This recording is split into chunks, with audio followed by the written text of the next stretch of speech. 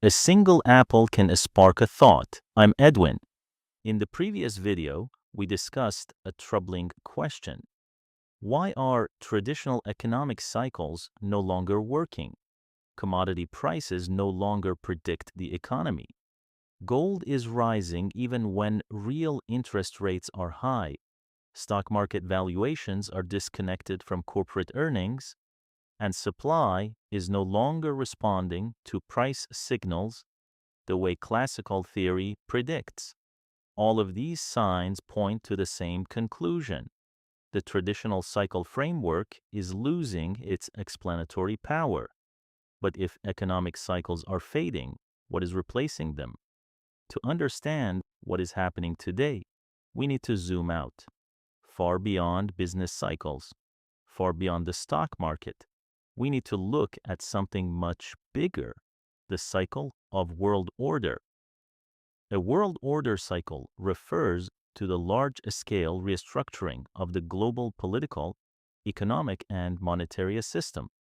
Unlike business cycles, which last only a few years, world order cycles unfold over several decades.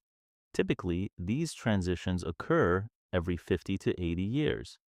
During these periods, the entire structure of the global system changes. The dominant currency may change. The rules of global trade may change. The balance of geopolitical power may shift. And most importantly, the anchors used to price financial assets begin to change. In other words, when a world order cycle turns, markets do not simply fluctuate, they reorganize. The last major world order transformation occurred in 1944. At the Bretton Woods Conference, a new global monetary system was established. Under this system, the United States dollar became the center of the international financial system. Other currencies were pegged to the dollar, and the dollar itself was convertible into gold. This arrangement effectively established the dollar as the anchor of global finance. For decades, the global economy operated under this framework. Even after the gold convertibility ended in 1971, the dollar remained the dominant reserve currency. Global trade was priced in dollars. Oil was priced in dollars. International finance revolved around United States Treasury bonds. In the old world order, U.S. Treasury bonds became the benchmark for the risk-free rate, and the credibility of the dollar became the central pillar of global asset pricing. Today, many signals suggest that the Bretton Woods order is entering a period of transition. This does not happen overnight. World order transitions are usually gradual at first, but eventually they become disruptive and discontinuous. One of the clearest signs of such a transition is the weakening of old pricing anchors. For decades, the global financial system was anchored by United States dollar credit. But today, new forces are emerging.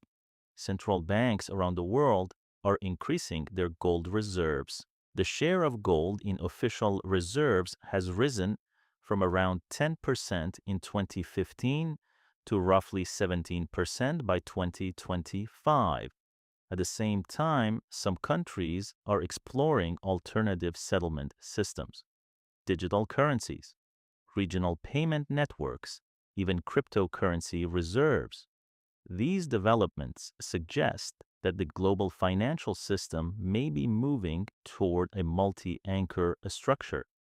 Another important shift is happening in how markets value assets. For decades, financial markets were dominated by credit-based pricing. Assets were primarily valued through financial models based on interest rates, liquidity, and credit expansion. But today, the scarcity of physical resources is becoming increasingly important. Critical minerals, energy resources, strategic metals. As geopolitical tensions rise, countries are prioritizing supply chain security over cost efficiency. This is a major shift from the globalization era. During a globalization, capital flowed to wherever production was cheapest. Efficiency was the dominant principle. But in the emerging world order, security is beginning to replace efficiency. And this shift fundamentally changes how markets price assets. Taken together, the emerging world order reveals four major structural shifts. First, from dollar-centric pricing to multi-currency pricing. The United States dollar will likely remain important, but the global system may gradually evolve toward a more diversified currency structure. Second, from credit-based pricing to physical asset pricing. Scarcity of energy, metals, and the strategic resources is becoming a central factor in global markets. Third, from market pricing to geopolitical pricing. Government policy, export controls, and strategic competition are increasingly shaping global supply chains. Fourth, from efficiency pricing to security pricing. In the globalization era, efficiency maximized profits. In the emerging era, security and resilience may become more important than cost. These four transitions are not temporary market fluctuations. They may represent the financial expression of a century-scale transformation of the global system. If this interpretation is correct, then the instability we observe in today's markets may not simply be another business cycle. Instead, it may be the early stage of a world order transition, a shift in how power, resources, and finance are organized globally.